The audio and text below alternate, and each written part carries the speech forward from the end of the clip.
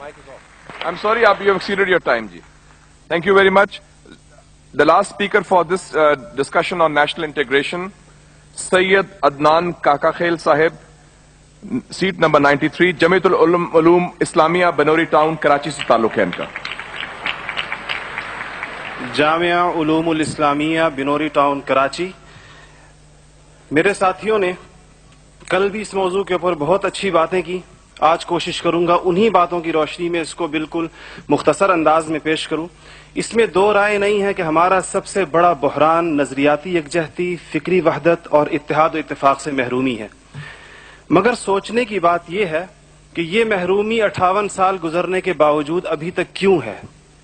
उसकी वजह यह है कि वो जो बुनियादी प्लेटफॉर्म दिया गया था कि पाकिस्तान का मतलब क्या, ला इलाहा इल्लल्लाह, उस पर कंफ्यूजन्स पैदा कर दी गई. एक सोचे समझे मंसूबे के तहत अभी तक पूछा जा रहा है कि पाकिस्तान क्यों बनाया गया था, कायद का विजन क्या था. क्या ये चीजें बहुत क्लियर नहीं है? और क्या इस सवाल का जवाब मैं या आप दे सकते हैं या वो नस्ल दे सकती है जिसने तख्लीक पाकिस्तान के खाके में अपने खून से रंग भरा था. ये उनकी रूहों के साथ मजाक है, ये उनकी रूहों के साथ मजाक है, ये उनकी कुर्बानियों का मजाक है कि जी आप तो कट मरे, हमें समझ ही ना आया कि आपका मसला क्या था. हमारा दूसरा बड़ा मसला अमन व अमान की दिगरगू सूरत हाल है और बदकिस्मती से इसको बाज़ औक़ात कहा जाता है कि इस्लाम जिम्मेदार है. हालांकि कुरान का मुताला बताता है कि सबसे ज्यादा इस्लाम अमन व अमान के ऊपर जोर देता है. इब्राहीम अलैहिस्सलाम की दुआ तो जरा देखिए. मईशत की बात बाद में करते हैं, इकोनॉमी की बात बाद में करते हैं, पहले अमन की बात करते हैं. फरमाते हैं रब्बि जअल हाज़ल बलद आमिना, इलाही मेरी इस बस्ती को अमन का गहवारा बना दे.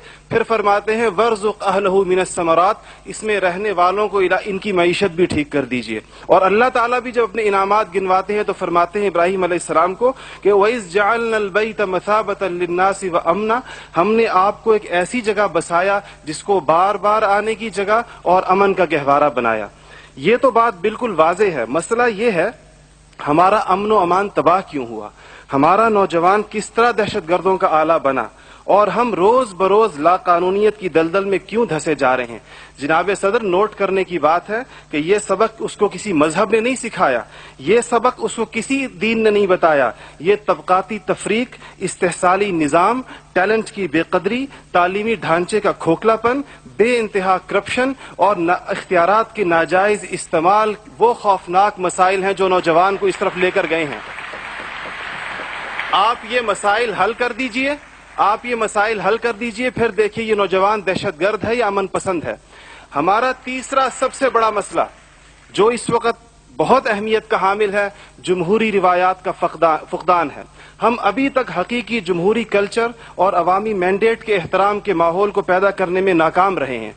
टूटती बनती असम्बलियों, इंतखाबी धांधलियों और जनाब सदर अहम कौमी मसाइल में पार्लियामेंट को बाईपास करने की रिवायात ने अवाम का एतमाद मौजूदा पॉलिटिकल सिस्टम से उठा दिया है. इसके लिए हमें अपने उस पड़ोसी मुल्क से सबक सीखना चाहिए जहां से मुशाहिद साहब तशरीफ लाए हैं और आप अनकरीब जाने वाले हैं. उनकी और हमारी तारीख आज़ादी एक ही है.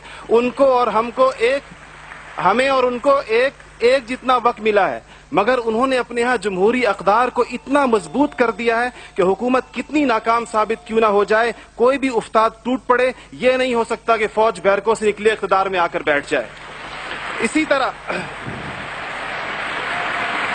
जनाब सदर, मैं ये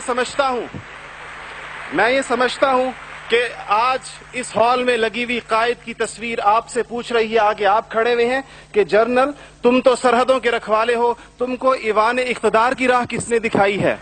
और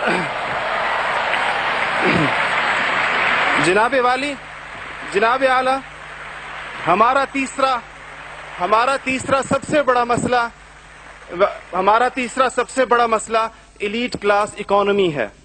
आपके आदादो शुमार के जादूगर कह रहे हैं कि मईशत तरक्की कर रही है, ज़र मुबादला के ज़खायर बढ़ रहे हैं, कर्जे कम हो गए हैं, कशकोल टूट गई है. आप बार बार कहते हैं पहले हम मांगने जाते थे, अब हम देने जाते हैं. और अवाम हैरान है कि खुदाया क्या माजरा है. मईशत तरक्की कर रही है, गरीब का चूल्हा बुझ रहा है, ज़र मुबादला के ज़खायर बढ़ रहे हैं, पेट्रोल की कीमतें आसमान से बातें कर रही हैं, रुपए की روپے کی قیمت ڈی ویلیو ہوتے ہوتے کہاں آ کھڑی ہوئی ہے. اور اس کے بعد ایک اور بات جناب صدر, آپ نے کہا کہ بسنت منانے سے کچھ نہیں ہوتا. اسلام تفریح سے ہرگز منع نہیں کرتا بلکہ صحت مند تفریح کی حوصلہ افزائی کرتا ہے, مگر خدارا محروموں لاچاروں کی آرزوؤں کے مزار پر دھما چوکڑی نہ مچائی جائے. دیکھیں اسلام یہ کہتا ہے اگر ایک گھر کے اندر ایک عجیب تاثر ہے, ٹھیک ہے لوگ انفرادی طور پہ پتنگ اڑائیں, کوئی اس کو حرام نہیں کہتا, مگر جب ایک غریب دیکھتا ہے کہ میرے پیٹ میں روٹی نہیں, میرا صدر پتنگ بازی کر رہا ہے, تو وہ یوں سمجھتا ہے کہ ہمارے درمیان کوئی گیپ ہے.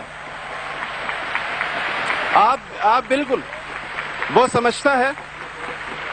غریب کہتا ہے کہ میں, غریب دیکھتا ہے, غریب آپ کو اس کے احساسات کا بالکل اس طرح لگتا ہے ایک گھر کے اندر میت پڑی ہو اور آپ دوسرے گھر کے اندر ڈرم بجائیں کہ میں تو آزاد ہوں, غم تو تمہارا ہے میرا نہیں ہے.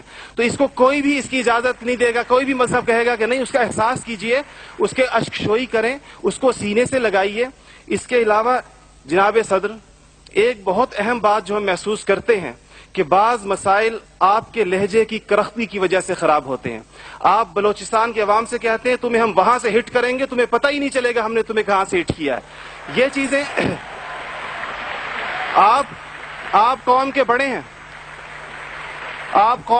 ہیں, آپ کو بالکل قوم سے اس انداز میں گفتگو کرنی چاہیے جس طرح آپ اپنے بیٹے بلال سے گفتگو کرتے ہیں. آپ کو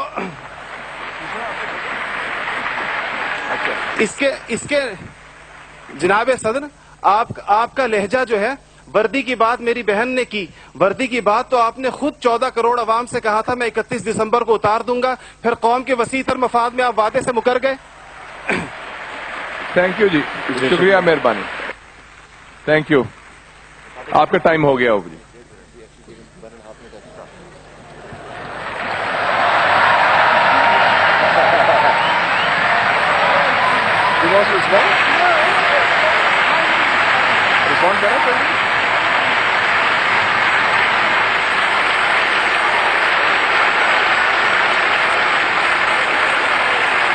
Okay.